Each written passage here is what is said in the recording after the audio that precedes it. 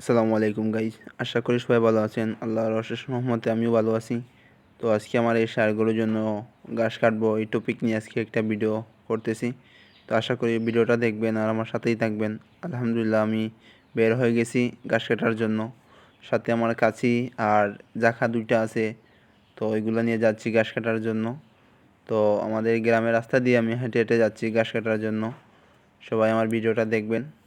আর আমি বের হয়েছি আজকে এই টপিক নিয়ে যে আমি প্রতিদিন সকালেই ঘাস কাটি, তো আজকে ভিডিওটা করলাম আপনাদের সাথে শেয়ার করার জন্য। আলহামদুলিল্লাহ, ভিডিওটা ভালো লাগবে।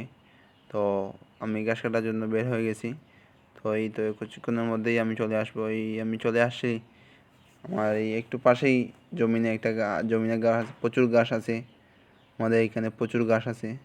তো আমি এই যে ঘাসগুলো দেখতেছেন এগুলো সবই কাটবো, যতটুকু আমার গরুর জন্য প্রয়োজন আমি ততটুকু ঘাস কাটবো। তো এগুলো আমি কাটবো, সবাই দেখবেন। এই যে ঘাসগুলা, এগুলা মানে গরু অনেক প্রিয়। তো এগুলো আমার যতটুকু প্রয়োজন আমি ততটুকু কাটবো ঘাস। তো দেখবেন ভিডিওটা, আশা করি ভালো লাগবে আর সবাই সাপোর্ট করবেন। এই ঘাসগুলো আমি কাটবো। আলহামদুলিল্লাহ, ঘাস আমি কেটেই ফেলছি। এই দেখেন ঘাসগুলা কাটছি। তো আশা করি এগুলো আমার গরুর জন্য যথেষ্ট পরিমাণ ঘাস হবে। তো এগুলো আমি বাসায় নিয়ে দেবো। এই তো আমি বাসায় নিয়ে চলে আসি ঘাসগুলা। গরু খুবই সুন্দরভাবে খাচ্ছে। আশা করি সবাই ভিডিওটা দেখবেন আর কেমন হয়েছে ভিডিওটা একটু জানাবেন।